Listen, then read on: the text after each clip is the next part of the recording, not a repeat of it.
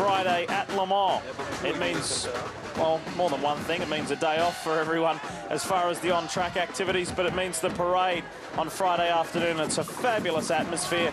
Starts off at the cathedral, makes its way into the town square, and you can see how heavily attended it is. It's a chance for the fans, the locals, the visitors to get close to the unique Le Mans trophy. The drivers grab some photographs and autographs. It really is a fabulous time leading up to Saturday and race day.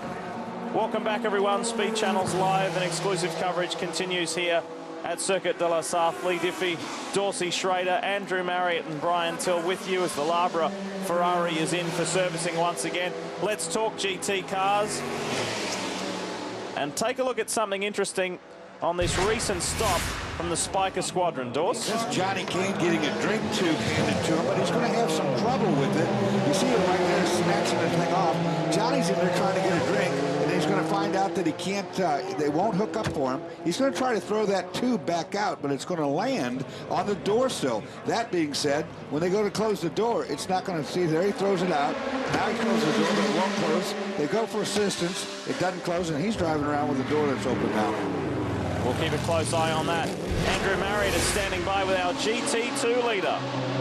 I certainly am, Lee. Do you know, there's an amazing thing about this very weekend. There's not one, but there's two 24-hour races going on. There's another one at the Nürburgring. There's over 300 cars in that. And one man who thought he would be taking part in that race, because this is a late entry, is Dominik Farnbacher. Dominik having a great run here, but you so easily could have been in the Nürburgring 24 hours. Yeah, I've heard of the 24 hours of Nürburgring, that they take place at the same time. Many of the Porsche drivers, which are normally driving here in the 24 hours of Le Mans, are starting there, so it's difficult to view both at the same time. Well, you're in the right place, Dominik, because you're leading this class. You've already had your victory, of course, last year at Daytona. You're doing a fantastic job. Is the car working well? The car is working well. Our tires are working well. The only thing we have to be worried is about the Ferrari and the Spiker behind us. The team did a great job. And your co-drivers, of course, Pierre Arret has driven with you to the success at Daytona as well. Pierre doing a good job. Yeah, Pierre and Lars. Pierre, I won with him the 24 hours of Daytona last year, 2 years ago. And this year, we tried to win Le Mans. Well, the very best of luck, Farnbacher Racing. They thought they might be in Germany, but now they're doing a 24-hour race here in France instead. Well, we should be lucky we're not going that race with 300 cars. Oh, no, that'd be crazy, wouldn't it? That'd be insane. So run what you brung, 24-hour. As the Zytek is back in and back out. And Farnbacher is a very established name here in Europe, and it's certainly making its way in the United States. And Dominik is only 21 years old and could be a two-time 24-hour winner as far as the Rolex 24 and here at Le Mans. Nelson Piquet Jr. is out of the Team Modena Aston Martin, and David Brabham is in. And we believe there are some pretty exciting things coming for David next year. He can't elaborate, but he thinks he may have some good news coming for 2007 as far as his sports car racing program. And now this car, if you did an order of a list as far as the Aston Martins, the quality of the Aston Martins in the field, this car has been around for a while. It needed some much needed attention to get it ready for this race. But for them to be in a podium position at the moment, I think they would be thrilled. Two of the three drivers are rookies, in Nelson Piquet Jr. and Antonio Garcia. Brabs is the only one with any experience. But so far, so good. And that car is being run by the Irish Team Ireland A1 Grand Prix team. And that car has been following somebody who's been leaking a whole lot of oil, as you saw that wheel. It's about impossible to see into. So for the driver, you know he's not seeing out any better. And you have to say, Nelson Piquet Jr., who has done a little bit of sports car racing. In fact, he's raced an Aston in his native country of Brazil. But of course, well known to us as an open wheeler driver, and more to the point in GP2 at the moment, where he is one of the front runners. Andrew. I'm with Nelson here. I'm with Nelson here. Nelson just got out of the car. What was that section like? It was good. We did a double step now, and we had a bit of softer compound, so in the end it was a bit tricky. It was a bit sliding, and but it was okay. I'm enjoying it. It's my first Le Mans. But you've driven an Aston before in Brazil and was successful with that. Yeah, but I think we were in a more relaxed pace. We were not racing against other real cars, so it's a bit different than racing here. Now, one of the last professional races your father did was here. Have you talked to him at all about this race? No, not really. Just asked him if he thought it was interesting for me to do it, and he said, yeah, sure, but nothing much. How difficult is it, Nelson, to change your mindset? Because, you know, we see you last week racing in the GP2 car and British Grand Prix, and all of a sudden you've got to change your mind. And there you were not feeling well. You had very bad hay fever. Is a hay fever gone? Well, it's not really difficult to change your mind. It's just difficult to get used to this car. I mean, if I knew this car well before this race, I'm sure I would be right on the pace. But it's because I never drove the car really in the limits, and this circuit is so different that it just kills the driver if he's never been here. Nelson, in the closed season, you came very close to getting a Formula One drive. Is that still very much your aim to move into Formula One next year? Well, I'm trying my best. This year we're doing well. We're second in the championship. The last two races weren't too good, but I'm sure we can recuperate to the top. And just a question of getting things right, because we had a lot of unluck. I did little mistakes that I lost a race, but I'm sure we can win this championship and hopefully get a contract in Formula One next year. Thanks very much. He's going to try and beat Lewis Hamilton, of course. Now, one very interesting person down in this garage is Kerry Adams. Kerry Adams was the man who masterminded J.J. Leto's victory in Le Mans here in the McLaren some almost 10 years ago, and Kerry's down working in this garage. Thanks, Andrew. Great to hear from Nelson, and what a future he has. His father, a three-time world champion, 207 Grand Prix, 28 Grand Prix victories, and he is a very focused young man. We wish him well in GP2. We wish him well with his Formula One aspirations, but most of all right now here at Le Mans, because he could very well be on the GT1 podium. 20 years of age, he has it all ahead of him. Nelson Piquet Jr. And great to see the names Piquet and Brabham in the one car. Legendary names in world motorsport. More when we come back.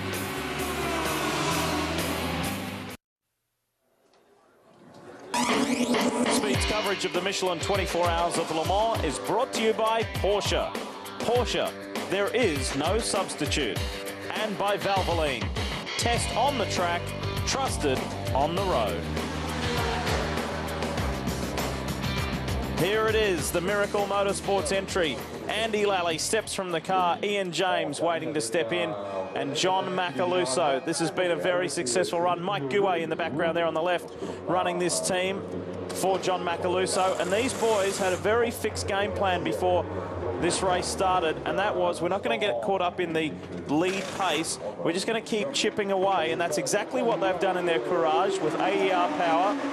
And these Kumho tyres that have been specially designed around what they did last year here at their Le Mans debut. It's been a 12-month development process. And Mike Guay said to me before the race, we may even triple stint these tyres. The development has come on that strong and that far from their base in South Korea. Kumho have done a lot of work developing this tyre specifically around this car and this team. So what a great working relationship. And so far, these guys are going brilliantly. They are 12th overall and second in the LMP2 class. Look at all of the rubber that mechanic just pulled out from behind that wheel. Those are the big chunks of rubber we talked about that are all over the racetrack. We've got a fin on the front here where the red line oil is. That's disconnected. You see where the bolts are. They're supposed to hold that on. That end plate falling off. That could cut down the front tire. I'm surprised they didn't fix that. Not too worried about it. Little carbon shard that's dragging on the road there. So Ian James now behind the wheel, the Phoenix-based driver. out for his next stint. Now those bits of rubber, and you see the mechanic's going to do it for us, those bits of rubber are very, very sticky, and they get together behind the wheel where the mechanic got them out, and they actually be like a snowball. They keep getting bigger and bigger and bigger until they get to be so heavy that when you get on the brakes, they come chucking out of the wheel well opening, and I've almost turned the car over by that getting under the chassis. This is one of our American teams still in this race and still doing very well. Speaking of Mike Guay, here he is. Yeah, Mike Guay, who's got a little river just about 5 miles away from here named after him. Mike, you had this game plan to play a long game, and it seems to be working well for you. Yes, we knew we hadn't quite got the speeds for the Lolas, but we decided to play a very conservative approach, and so far it's working, but of course there's still 11 hours to go, which anything can happen. We have a slight problem with the fuel at the moment. We're having to stop early because we've got a pickup problem, but other than that, things are going along as planned. And what about pre-stinting the tyres? Are you able to pre-stint the tyres? The tyres are absolutely excellent. We actually intend triple stinting them a little bit later on. Wear's perfect. We just saw as the car went out a little bit of winglet hanging down, Mike. Did you not see it?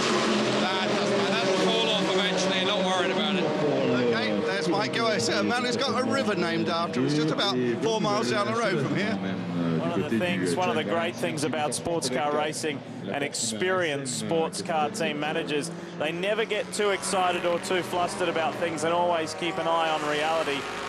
Even though they're doing well and they're running second in class, he says, yeah, but there's still a long way to go. And I said in one of my reports earlier that this team came here very relaxed with that game plan. We're not going to get all mental about who's the fastest out there. We're just going to run our own pace, and we're going to try to get this car to the finish. And if it gets to the finish, we're going to win this race. Speaking of winning, that's what Ron Fellows has done here at Le Mans. He knows all about it. The 63 Corvette, we just got a quick shot of it. That currently sits 11th overall and 5th in class. LMP2 class leading car for RML. The Lola AER, Tommy Erdos behind the wheel. This is 6th overall. Dorsey, I'm just blown away by the outright speed of the class leading Aston Martin and Ollie Gavin's Corvette. They are 4th and 5th overall at the moment. Now, a GT1 car, which was the Gavin Magnussen Beretta car, finished 5th overall last year. But at just over the halfway mark, to be up in the top 4 and 5, that is outstanding. It is outstanding at the halfway mark. We're used to seeing this toward the end of the race, that those cars are pretty reliable and get up there. But to be that strong this early, and of course, the two of those having a huge battle amongst themselves right now. And Erdos serviced and sent. And this car, unlike in years gone by, with it and other cars, it looks bulletproof at the moment. And the Luc Alphon Corvette still running strong in 8th, and it is 4th in class.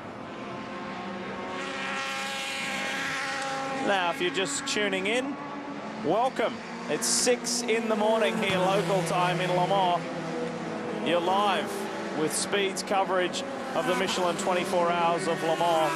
11 hours to go in this fabulous event. Lee Diffie, Dorsey Schrader with you, Andrew Marriott and Brian Till on pit road. And Greg Creamer will be joining us shortly. And what is just another beautiful morning here in France. We've been spoiled by the weather all but one night, which was the first night the cars went on track, wouldn't you know it? But that just added some extra excitement for the drivers as far as race conditions go. Sometimes here at Le Mans we get a little sprinkle during the evening. That has not occurred tonight. And now we see daylight. Everyone gets their second win and we get to go again and go hard for the second half of this race. They talked about the weather pattern coming in somewhere around noon. But looking at the flags across the way there's not much wind right now. I don't see much of a cloud in the sky anywhere. This is the Barazzi Epsilon prototype. It's been quite a troublesome race for these guys. Look how clean that car is, and I'll tell you why that is. Every time they stop, a guy comes on the front of that car and waxes the nose of that car. It keeps all that black rubber stuff. This is probably the cleanest looking car in the whole race. And Juan Barrazi, Michael Verges, they currently lead the LMP2 class in the Le Mans Endurance Series. These guys have had a good 2006 season in the LMS, but not so the case here at Le Mans. Well, you're used to seeing those front ends all rock chipped up and full of oil and all kind of debris, bugs, whatever you want to say, but these guys just keep cleaning away at it. Up front, if you've just joined us, the awesome diesel R10 Audi for Yost Racing has a 2-lap lead over the Pescarolo Sport of Eric Ellery. And then Dindo Capello in the second R10 is third, but some 9 laps down on the race leading car. Then Pedro Lamy and Ollie Gavin, that is the top 5. Tommy Erdos leads the LMP2 class. And the Cycle Porsche is the GT2 class leading car. Plenty more when we come back on the other side of this break here at Le Mans. Greg Creamer joins the team.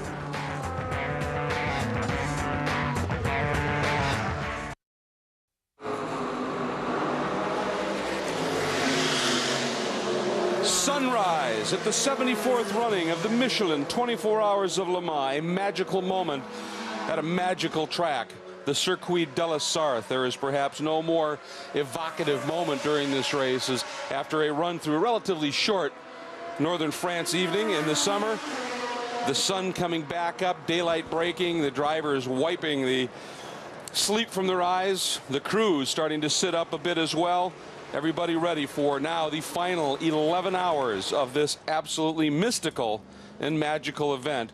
Absolutely just a phenomenal moment here. Now, if you're just joining us, I want to bring you up to speed, or if you've stepped away for a little bit, and here's what's unfolded in the first 13 hours of this tremendous event. At the start, it was the 2 Audis from the front row putting all that great torque to use. The Pescarolo judge just not enough, and the Audis led away. The Corvette, number 63, Johnny O'Connell, just got away from him. You were hoping, was he gonna miss? No, just tagged the wall, a bit of damage to the left rear. Then Dindo Capello trying to avoid, thinking that Binny car was gonna close the door, got it crossed up, but did manage to save it. And then 2 spectacular moments. First, this was Francois Hachard, the number 30 Welter Racing Peugeot, airborne, then turned into a shovel. Was able to get it stopped on track, but the most spectacular moment, the 37 Courage Ford in the hands of Jan Claret. The right rear tire explodes, and the bodywork comes off the front. It turns hard into the barrier, the bodywork off the front of the car as well, and then a bit of a fire. Then later in the race, the sun setting here, and in LMP1, problems for the number 16 Pescarolo Judd, spent an hour in pit lane. The number 17 had an off-course excursion. The number 8 Audi was able to overcome some gearbox woes and now remains in the lead. In GT1, the 64 Corvette, long pit stop, gave the lead to the Aston Martin. Aston Martin able to move out front, and they have been battling back and forth through the night on the same lap.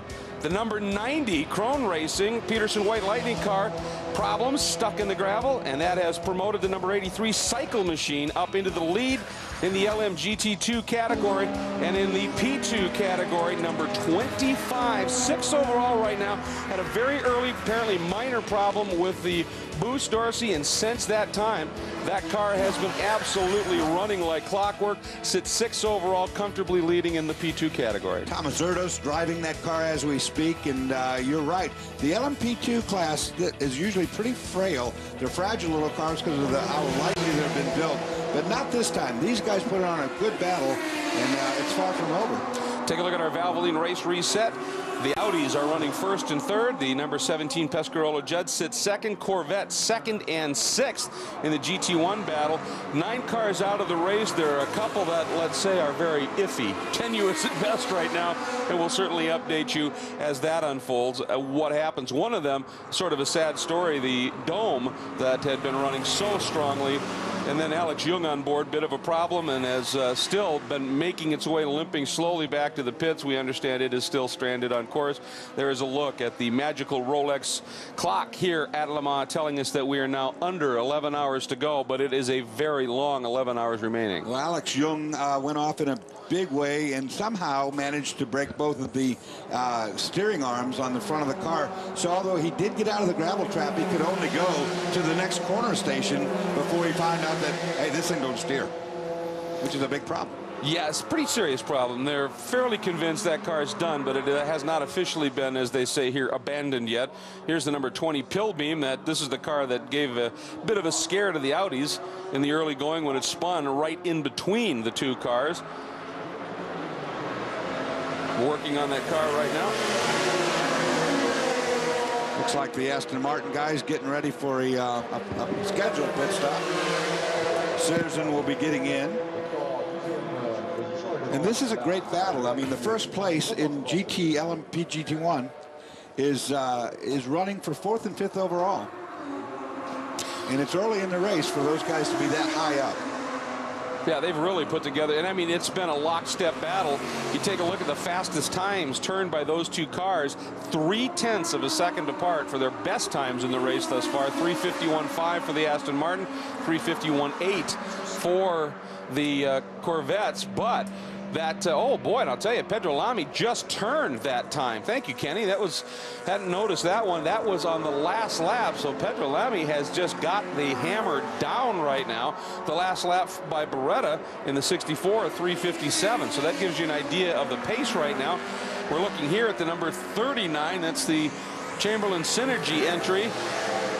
One of the Lola BO540s, that's also AER powered. Been a real up and down. Oh, and here we go. Number 17, Eric Hillery in the second place. Pescarolo is in. Andrew.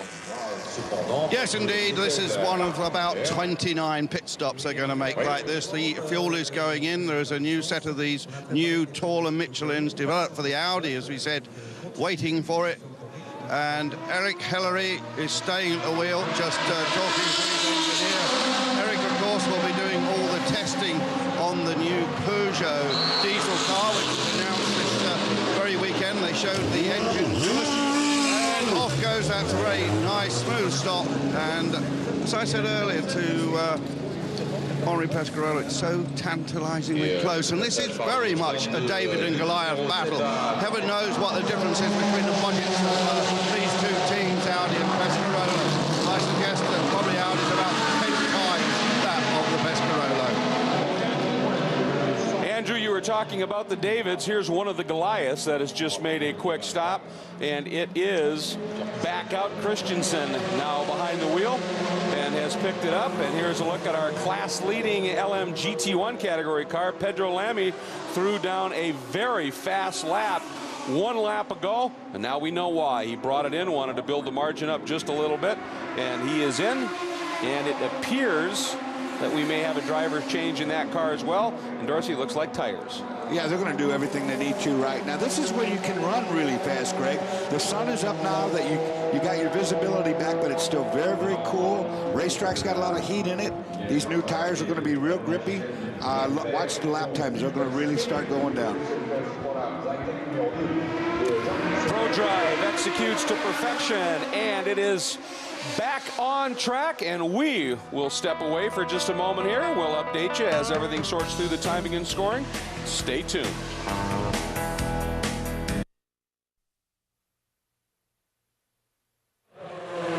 Back at the 74th running of the Michelin 24-hour of Le Mans. You know, the Corvette's always strong here. Ollie, you guys running second right now, giving chase to that green machine out in front, but you guys always seem to have a handle on it. You've won 3 of these things. How's the car right now? The car right now is not too bad. We've just set the fastest lap of the race for us just a few laps ago. We did have a bit of an incident earlier on where I got knocked off at the first turn by a Piquet. Went skating across the gravel at about 140. Did a bit of a Dukes of Hazzard back onto the track. But that did hurt the car for a while, and then through sort of like the second half of the night, we were struggling with some tyres and tyre pressures and heat, and some other bits and pieces, and so we've finally got that sorted out now, I think, and we're back on track. But we seem to have lost that last couple of mile an hour on the straight, which is a bit of a shame. We're not sure whether that's down to, well, we think it's down to the hit, so we'll just have to get on and make do without that. But no, the Corvette, I mean, these boys do build them strong. It's been through that gravel trap and flying back on the road, and it's still going strong. So the C6R is fantastic. Just after the halfway point, you've seen a lot of cut down tires, and there looks to be a lot of debris out on the racetrack, a lot of marbles, both from the gravel traps and from tires. What's the condition? It does seem to be a bit treacherous out there. I think there's a few people half asleep out there. I mean, I take it you've had some sleep, haven't you, Brian? I have had a little sleep. I didn't know they had the Dukes of Hazzard in England. Oh, yeah, they have. Daisy's quite something. All right, well, they've been watching American television. While that's happening, let's get down to Andrew Marriott. Yeah, thanks very much, Brian. I'm with a man who raced here 9 times, but now his car is leading LMP2. Ray Mallock. Ray is going very well indeed at the moment. All fingers crossed. Well, yeah, we've been doing that for some time. The car is running fine now. We had a bunch of problems manifest themselves around 2 o'clock in the morning, including a bad vibration, wastegate that needed changing, and a gear pot. So we lost about 20 minutes in the pits at that time. So the lead GT1 cars got ahead of us at that time, and that's where they are now. But right now it's going fine. Ray, you've got 2 professional drivers in the car, and then the man Mike Newton, who's now your partner in RML. But for a gentleman driver, he's damn fast.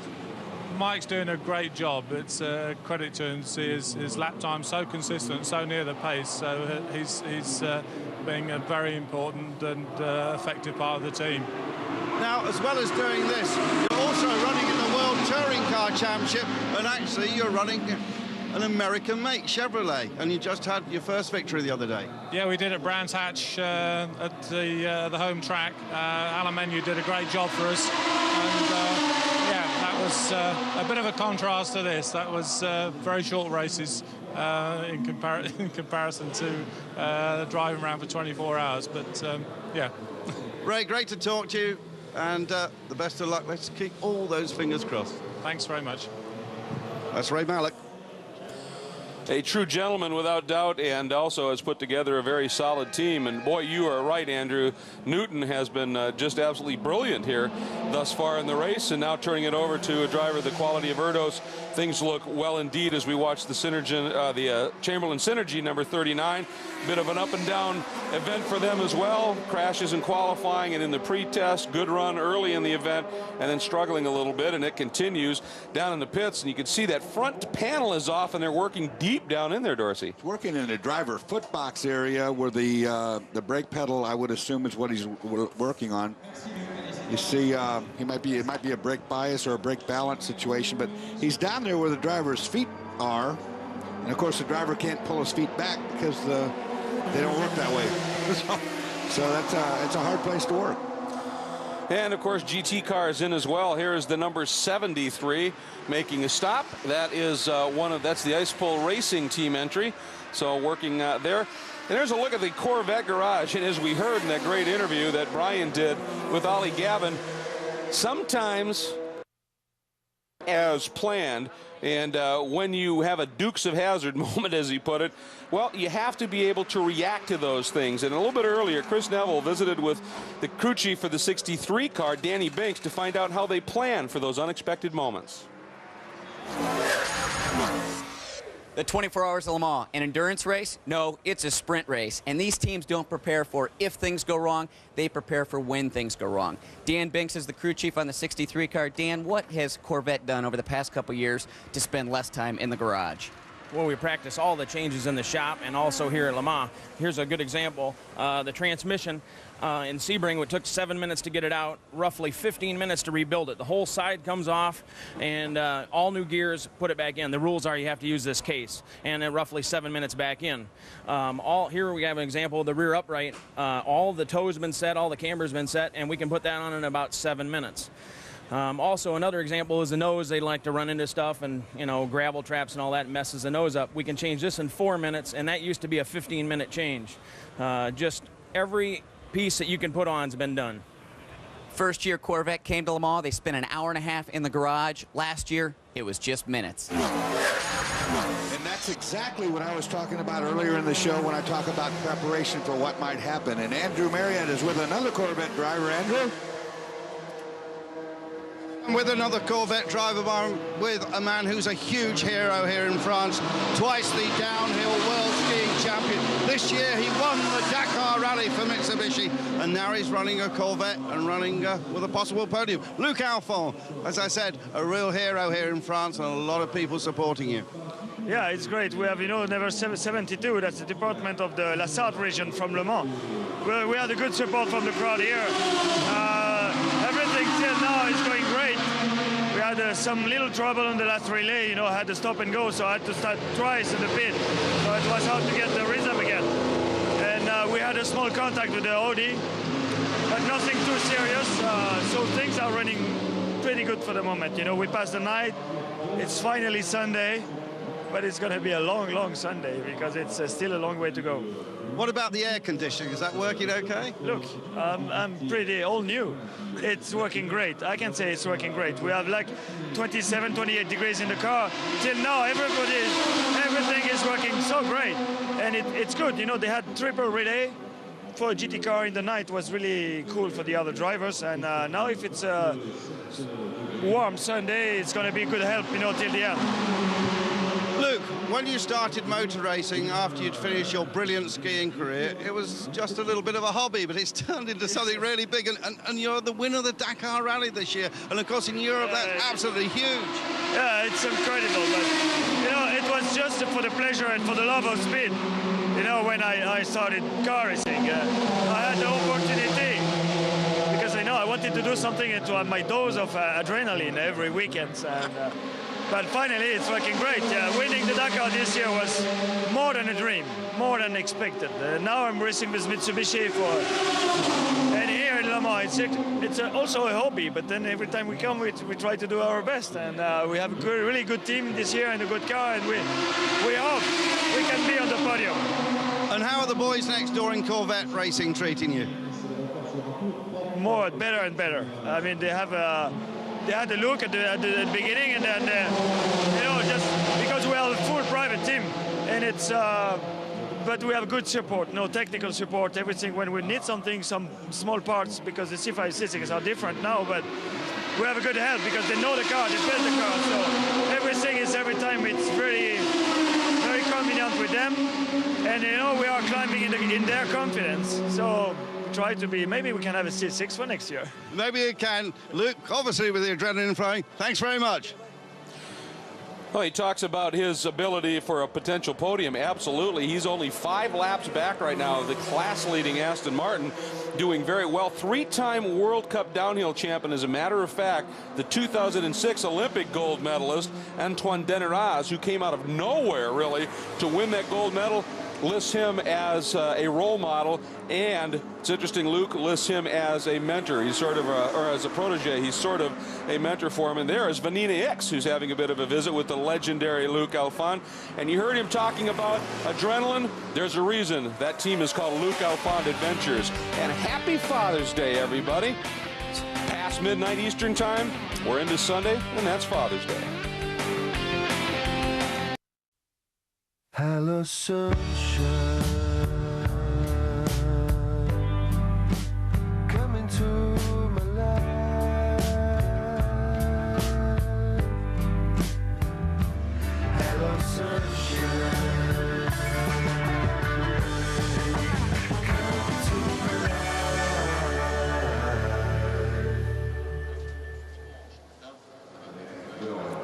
Hello, sunshine indeed, and it has, in fact, washed the Circuit de la Sarthe with an absolutely beautiful, glorious French morning.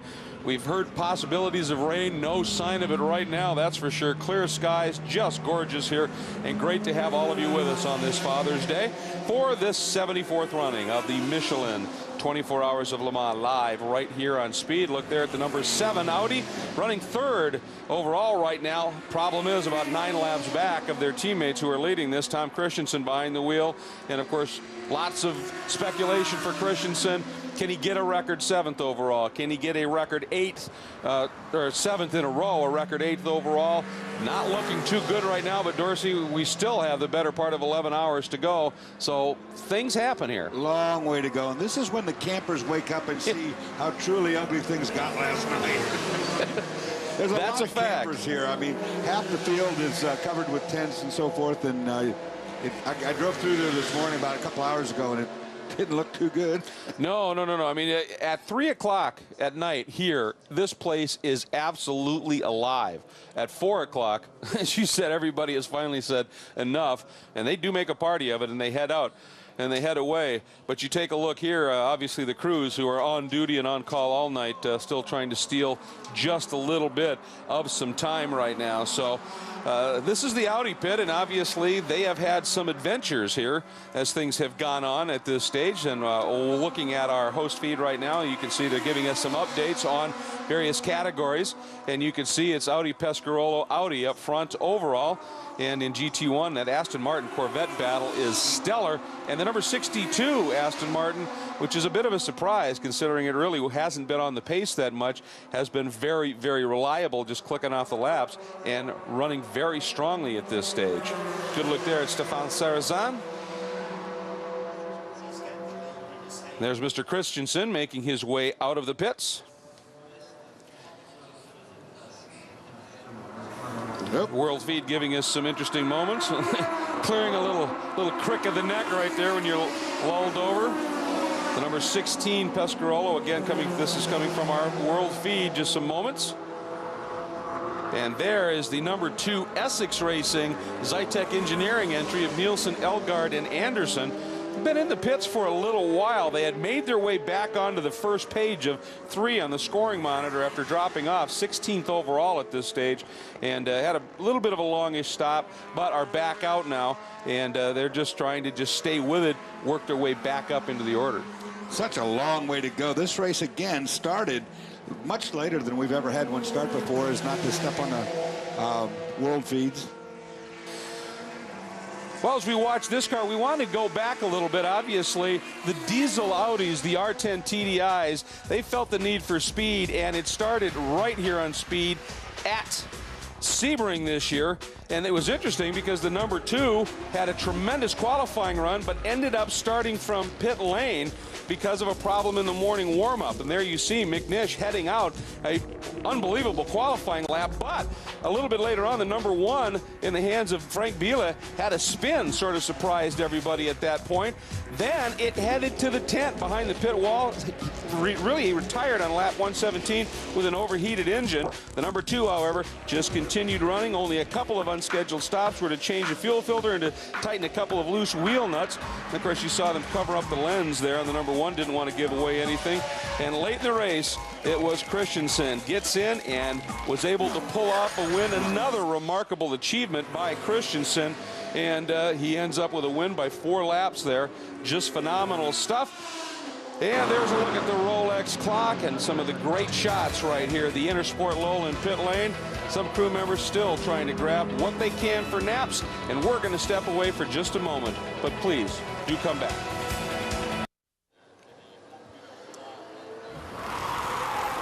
Wednesday night on Speed, don't miss Pinks. Pride, passion, and titles are all on the line in ultimate head-to-head quarter-mile matchups. The rules are simple. Lose the race, you lose your ride. That's Wednesday night, 9 Eastern, 8 Pacific on Speed.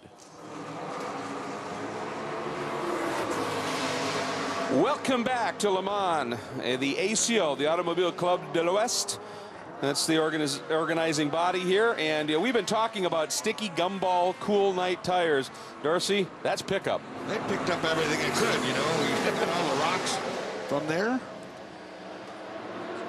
Boy, I'll tell you, that tire had everything on it, and this is the Ferrari that is currently running rather strongly, and everybody expected this car to be really a runaway car in a sense here in the GT2 category, but as always, those Porsches showing very strongly. But this car right now, top 3 in the class, and in for a quick stop. And this car is a little bit different car than we've seen in the past, certainly in the American Le Mans Series and running even in the European Series, including Le Mans, the new 430.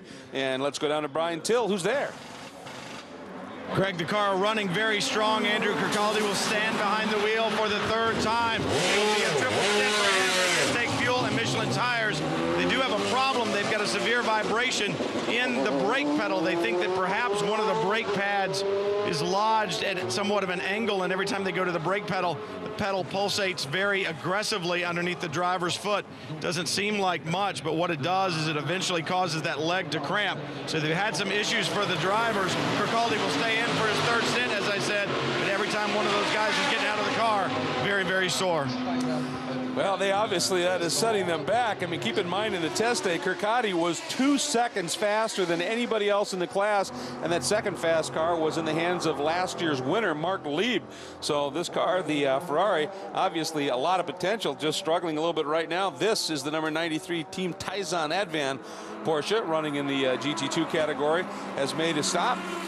In the midst of making a stop at this stage, and an awful lot of attention right now, Doris, you're seeing being spent on cleaning windshields, and obviously with the sun coming up, if it's not clean and you've got a lot of that oil and junk on there, that glare can be absolutely really blinding. And those little bits of rubber all around the racetrack we keep talking about, they get thrown up from the car in front of you, and they leave little skid marks on your windshield, little rubber skid marks, and if you get enough of those, you just can't see a thing.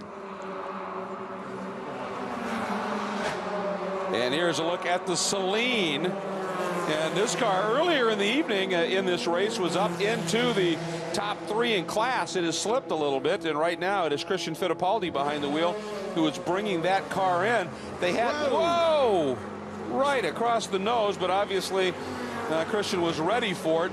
And he makes the stop. I loved his comment a bit earlier when he said he's kicking himself now that after all of the time he's raced and all of the successes he's had in Formula 3000, Formula 1, certainly champ cars, that he couldn't believe that he had not come to Le Mans now that he's here. ACO is putting a lot of emphasis on safety, particularly not spinning the tires, leaving the pit lane. I'm going to wonder what about that Porsche right there, if that's not going to get a penalty for being a bit aggressive on the pit lane, something that they've warned the drivers they don't want to see.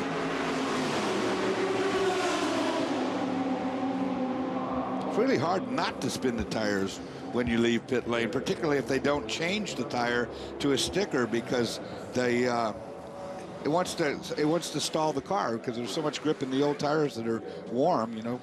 Without spinning them up and getting out of there, it's really hard not to stall. Well, and also it would seem to me if you're not going to spin the tires, sometimes to do that you have to really ride the clutch. And in a long race like this, with all the number of pit stops, I mean that's got to be something of great concern in terms of the clutch and getting through the race. And it's not so bad on a big engine like the Corvette or like the Celine. It's much harder on a smaller turbocharged engine where you got to really rev the thing and spool it up to get away from the standing start.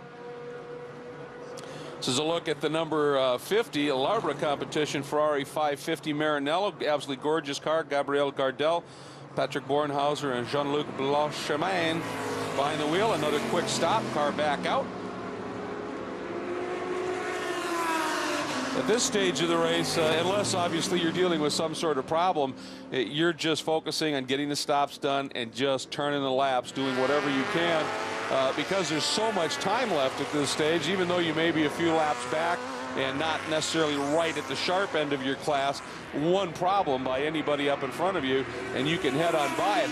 This is a car that has certainly had an awful lot of success here at Le Mans, winning the class in 2003. And I think I just saw the Lister Storm being pushed back into the garage. Yeah, you did. That 50 car, unfortunately, early in the race, had a punctured tire and had to run all the way around this long 8-mile circuit with a rear tire that was deflated, and it did a lot of damage to the rear bodywork. Look at the Spiker pits, and these guys have really come good. A couple of years ago, they started a little development program. Last year, they started running the V8, that is the engine that comes in the Audi A8. And it has really, in a way, turned the program around. It's made it a much more reliable car at this stage. And they are working very strongly right now and have been up, in fact, leading in this category. And we mentioned just a moment ago that Christian Fittipaldi brought the Celine in. He's there with Brian Till. That's right, Greg, fresh out of the car. He's very tired right now, still talking to the crew guys, trying to give him some information on that Celine so that they can improve it. Christian, You said when you got here, I don't know why I waited so long to do this. How was it, especially at night? Let's not even talk about driving in the sunrise. It's absolutely unbelievable. It's a great. It's I don't know. I don't have words to describe what Le Mans is. It's a very lonely race. It's completely different to, for example, the 24-hour that we do in the beginning of the year. With the prototypes, there's so many cars. You're passing 5-6 cars per lap. Here it's a very lonely race, but the track is absolutely unbelievable. It's my first of many that I'm going to do. Well, a lot of emotion in the voice of Christian Fittipaldi after he got out of the car. Very tired as well, left leg cramping up, but you can see the excitement and the emotion on his face. This cramping is something that we talk about all the time. You know, you're in that car and you're just sitting there and you're taking all those bumps and your legs are sticking out, and then it gets cool and you've been sweating and so forth. Leg cramps are a real problem because once they start happening, it's hard to get them to stop. And he was tired, he was cramping, and yet he says it's the first of what will be many. I will be back.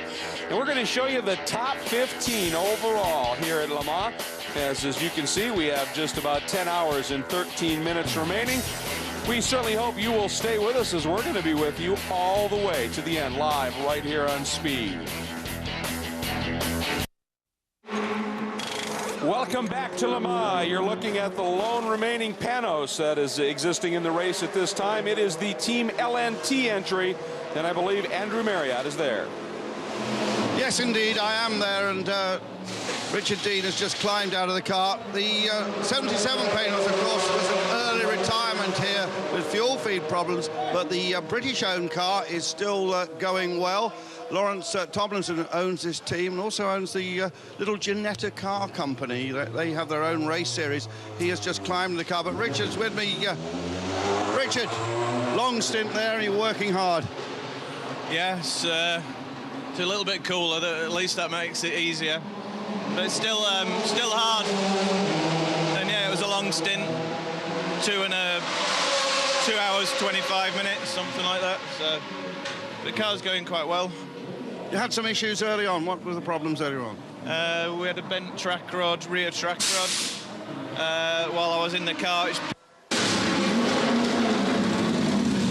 Richard's just taking a pause while the thundering Elan engine rolls out. Yeah, sorry, Richard, about that. We had a broken track rod, which pitched me into a spin, but while they changed the track rod, they took the opportunity to change discs and brakes, and they turned it around quite well. We lost a couple of laps with having to get the car in slowly after the spin. I wasn't sure how much damage there was with it. Turned out just a track rod, and it feels quite good again. So hopefully you climb up through the field now. Yeah, well, hopefully a few people have some problems in front of us. You know, I don't think we've got the pace to match the Porsches at the moment, but hopefully they keep pushing themselves that hard that they break or end up in the gravel. Richard Dean, a second-generation racer. His dad, Tony, won a Can-Am race. It must have been about 35 years ago now. Well, and Richard Dean himself, a pretty accomplished driver, a former British GT champ, and as I understand, owns his own teams now in Formula Ford and Formula Renault as a team owner. And that car doesn't have a long way to go by my reckoning. If I'm reading the scoring monitors right in class, it's 22nd overall, but more importantly, it's 4th in the class right now, so just one spot off the podium. I think the Chamberlain Lola was slow right there. We were taking a look at the 33, getting passed by the Panos, which is something that isn't normal. Here's a look at the number 22, the Roll Center Racing. It's the Radical Judd, of which there has been an awful lot of talk. Keep in mind, folks, that we are expecting at the Petit Le Mans, the American Le Mans Series, in, I believe that's going to be in late September, that we are going to have a Radical, this same car essentially running in the hands of Van der Steur Racing. Took a look there at the exhaust system and the funny color of it.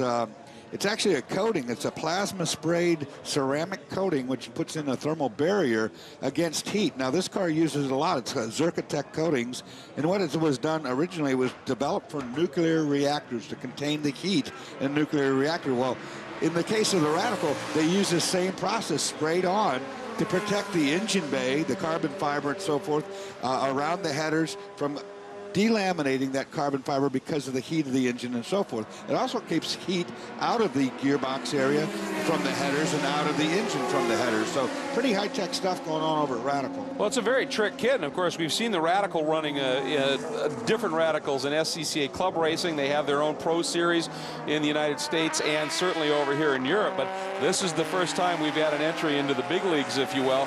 And in testing, it has been very quick, and it has certainly had some very strong runs in terms of speed in the Le Mans Series over here in Europe. We also, speaking of speed, have had some great runs from the Spiker. We've talked about that. Currently second in class, and Brian Till, I understand Johnny Kane just got out, and he's with you. That's correct, Greg. Now, when a lot of people would have picked favorites for GT2, they probably wouldn't have picked one of the Spikers, but Johnny Kane, you guys have been blistering fast. I'll ask you the same thing that I asked Hans Renn, the team manager. You must be ecstatic. Yeah, I mean, obviously there's quite a long way to go yet, but we've been up near the front from the start of the race, and yeah, the car seems to be running really well. We're taking care of it, not using all the revs and things like that, so yeah, I'm pretty impressed. Now, they talk about the weather that might be potentially coming in afternoon, the last several hours of the race, and obviously being from England, you're used to running in the rain. How's this car in the rain? Yeah, the car is actually very good in the wet. The first qualifying session on Wednesday, we were 3rd and 5th. We dropped down a little bit in the dry because we lack a little bit of ultimate pace.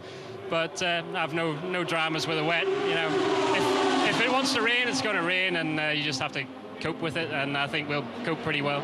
Well, he's used to running in the rain, and they always say, guys, the rain, the great equalizer. Maybe that's just what they need to take the victory here at Le Mans. Well, there's the number 53 Lamborghini, the JLOC, which happens to be the Japanese Lamborghini Owners Club, and it's just a group of Lamborghini enthusiasts over in Japan who put together a sponsorship and are running that car. So making a quick stop at the pits, and right there is the number 8 Audi, and this is the one in the hands certainly of Frank Biela, but we also have a great piece for you that we're going to show you. Allan McNnish, who has been described by Reinhold Jost and by Dr. Ulrich as a gentleman who is like an uncoiled spring, is going to take a calm moment when we come back to Le Mans and give us a tour of the remarkable new Audi R10 TDI. So stay tuned.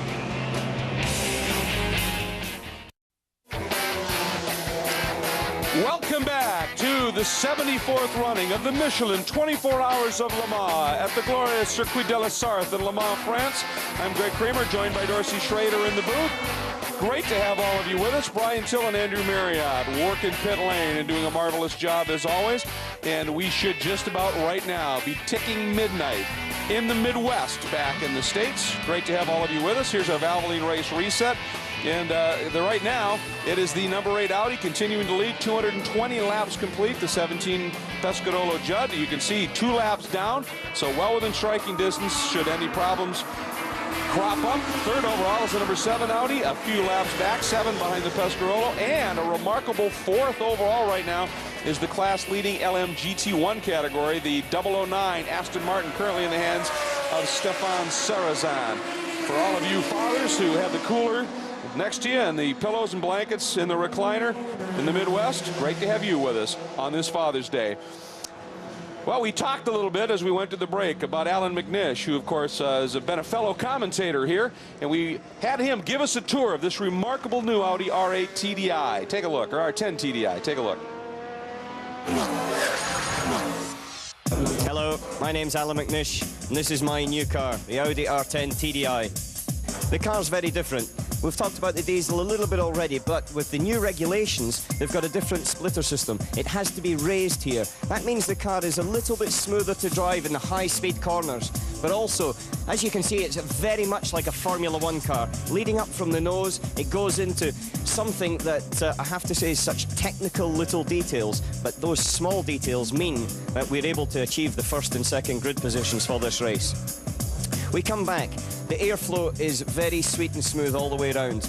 We've got slightly smaller little cockpit area than we had before, but that's principally for safety reasons, and so there's a lot of head support round about the driver. The R8 was already superbly safe, but the R10 TDI is even one step ahead. The engine itself is covered up, that's a secret, but it's a big V12. we had 5.5 litre twin turbos. That produces about 650 horsepower and over 1,100 Newton meters of torque. In your language, that's about 830 feet of torque. That is immense. I can tell you when we're pulling out of the Tetra Rouge corner onto the Mulsanne, the kick in the back we get, unbelievable. On the other side of it, we also get fantastic fuel mileage. Probably around here, 2 laps more or 10% better fuel economy than we did with the R8. And with the FSI injection we had there, that's superb. But because this engine is a V12 and a little bit longer, the chassis, the wheelbase, has to be longer as well. And to counteract some of the effects of that, Michelin, our tyre supplier, have built us slightly larger front tyres. That means that we get the overall compromise between the power, the torque, the chassis balance, the tyre grip, the new aerodynamics, but best of all, the best fuel economy on the grid.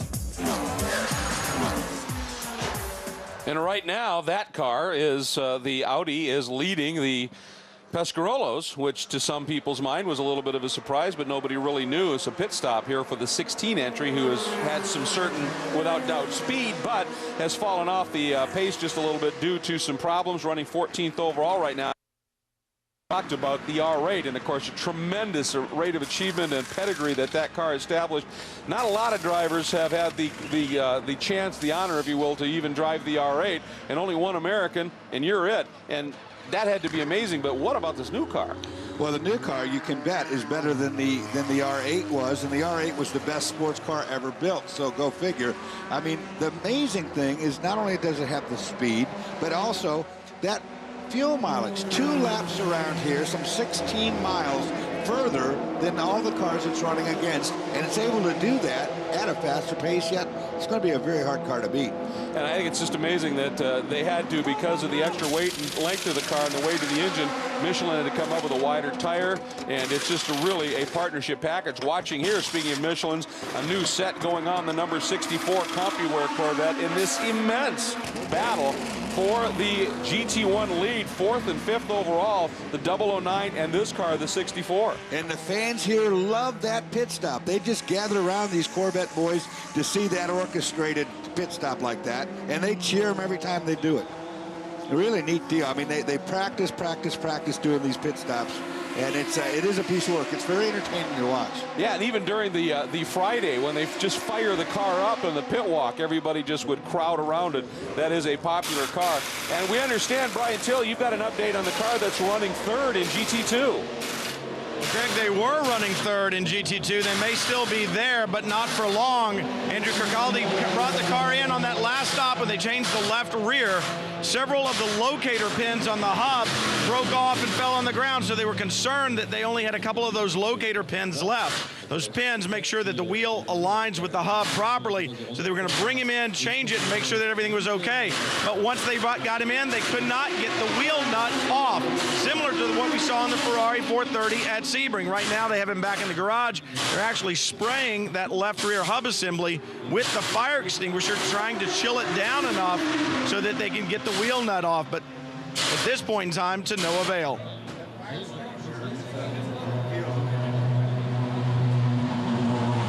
That fire extinguisher trick is pretty neat. They're trying to shrink the hub and help loosen that wheel. Unfortunately, it didn't work. And those pins that Brian are talking about, when we show you those wheels from the backside, you see all the holes drilled around the inside. Well, each of those, are not every one of them, but they go onto little locking pins. And then that mono lug nut, that one nut that tightens down, that just supplies the thrust to it. But the drive is off those pins. For those to be laying on the ground is not good. Might require a replacement, and again, just further evidence that this type of racing is not just speed. It is about those little things that can come apart at you when you're just pounding around on them. We're getting a replay here on the World Feed. This is the number 20 pill beam. We've seen it in a few of our highlight packages as it had its moment right between the two Audis, and this is the pit exit. And I wonder if they're going to show us a blend line violation. Certainly looked like those left tires went over it, so I'm guessing that's what that problem is.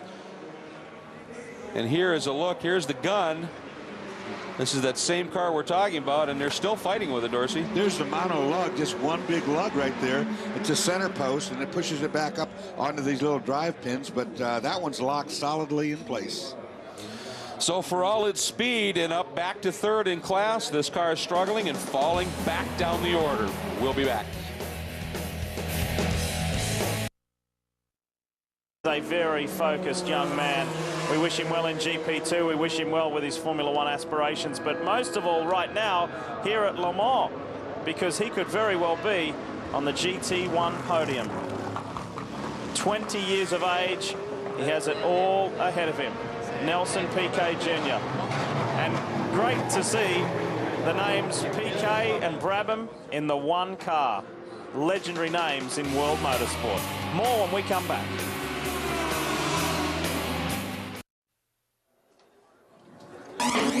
Speed's coverage of the Michelin 24 Hours of Le Mans is brought to you by Porsche. Porsche, there is no substitute. And by Valvoline. Test on the track, trusted on the road. Here it is, the Miracle Motorsports entry. Andy Lally steps from the car, Ian James waiting to step in, and John Macaluso. This has been a very successful run. Mike Guay in the background there on the left running this team for John Macaluso. And these boys had a very fixed game plan before this race started, and that was, we're not going to get caught up in the lead pace. We're just going to keep chipping away, and that's exactly what they've done in their Courage with AER power and these Kumho tyres that have been specially designed around what they did last year here at their Le Mans debut. It's been a 12-month development process, and Mike Guay said to me before the race, we may even triple stint these tyres. The development has come on that strong and that far from their base in South Korea. Kumho have done a lot of work developing this tyre specifically around this car and this team. So what a great working relationship. And so far, these guys are going brilliantly. They are 12th. Yeah, I've heard of the 24 Hours of Nürburgring, that they take place at the same time. Many of the Porsche drivers, which are normally driving here in the 24 Hours of Le Mans, are starting there, so it's difficult to view both at the same time. Well, you're in the right place, Dominik, because you're leading this class. You've already had your victory, of course, last year at Daytona, and you're doing a fantastic job. Is the car working well? The car's working well, our tires are working well. The only thing we have to be worried is about the Ferrari and the spiker behind us. The team did a great job. And your co-drivers, of course, Pierre Arret has driven with you to the success at Daytona as well. Pierre doing a good job. Yeah, Pierre and Lars. Pierre won with him the 24 Hours of Daytona last year, 2 years ago. And this year we tried to win Le Mans.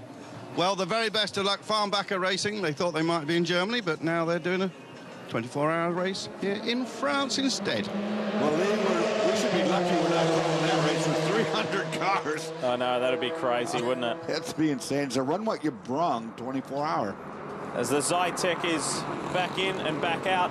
And Farnbacher is a very established name here in Europe, and it's certainly making its way in the United States. And Dominik is only 21 years old and could be a two-time 24-hour winner as far as the Rolex 24 and here at Le Mans. Nelson Piquet Jr. is out of the Team Modena, Aston Martin, and David Brabham is in. And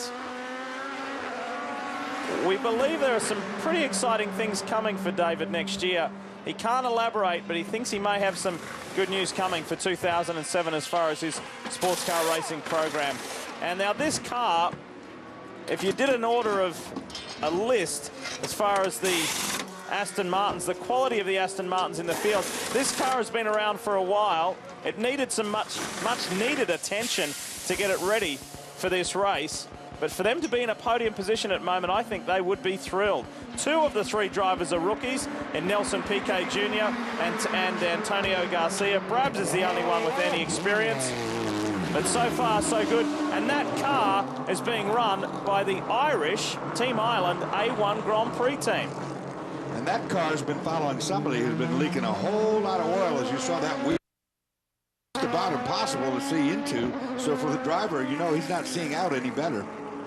And you have to say, Nelson Piquet Jr., who has done a little bit of sports car racing. In fact, he's raced an Aston in his native country of Brazil, but of course well known to us as an open wheeler driver, and more to the point in GP2 at the moment, where he is one of the front runners. Andrew.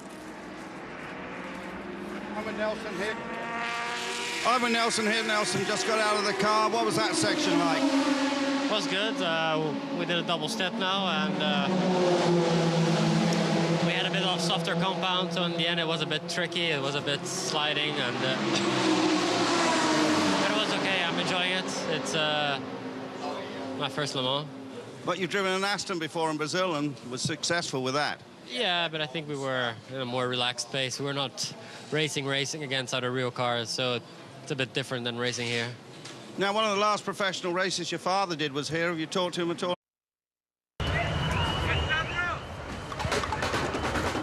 Friday at Le Mans.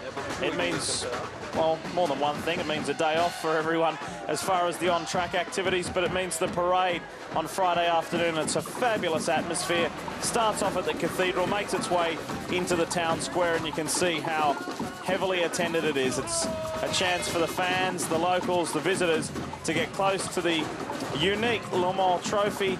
The drivers grab some photographs and autographs. It really is a fabulous time leading up to Saturday and race day. Welcome back, everyone. Speed Channel's live and exclusive coverage continues here at Circuit de la Sarthe. Lee Diffie, Dorsey Schrader, Andrew Marriott and Brian Till with you as the Labra Ferrari is in for servicing once again. Let's talk GT cars and take a look at something interesting on this recent stop from the Spiker Squadron. Dors? That's Johnny Kane getting a drink tube handed to him, but he's going to have some trouble with it. You see him right there snatching the thing off. Johnny's in there trying to get a drink, and he's going to find out that he can't, they won't hook up for him. He's going to try to throw that tube back out, but it's going to land on the door sill. That being said, when they go to close the door, it's not going to see there. He throws it out. Now he closes the door, but it won't close. They go for assistance. It doesn't close, and he's driving around with the door that's open now. We'll keep a close eye on that. Andrew Marriott is standing by with our GT2 leader. I certainly am, Lee. Do you know, there's an amazing thing about this very weekend. There's not one, but there's two 24-hour races going on. There's another one at the Nürburgring. There's over 300 cars in that. And one man who thought he would be taking part in that race, because this is a late entry, is Dominik Farnbacher. Dominik having a great run here, but you so easily could have been in the Nürburgring 24 hours. What about this race? No, not really. Just asked him if he thought it was interesting for me to do it, and he said, yeah, sure, but nothing much. How difficult is it, Nelson, to change your mindset? Because, you know, we see you last week racing in the GP2 car and British Grand Prix, and all of a sudden you've got to change your mind. And there you were not feeling well. You had very bad hay fever. Is a hay fever gone? Well, it's not really difficult to change your mind. It's just difficult to get used to this car. I mean, if I knew this car well before this race, I'm sure I would be right on the pace. But it's because I never drove the car really in the limits, and this circuit is so different that it just kills the driver if he's never been here. Nelson, in the closed season, you came very close to getting a Formula One drive. Is that still very much your aim to move into Formula One next year? I'm trying my best. This year we're doing well. We're second in the championship. The last two races weren't too good, but I'm sure we can recuperate to the top. And just a question of getting things right, because we had a lot of unluck. I did little mistakes that I lost a race, but I'm sure we can win this championship and hopefully get a contract in the Formula One next year. Thanks very much. He's going to try and beat Lewis Hamilton, of course. Now, one very interesting person down in this garage is Kerry Adams. Kerry Adams was the man who masterminded J.J. Leto's victory in Le Mans here in the McLaren some almost 10 years ago, and Kerry's down working in this garage. Thanks, Andrew. Great to hear from Nelson, and what a future he has. His father, a three-time world champion, 207 Grand Prix, 28 Grand Prix victories, and he is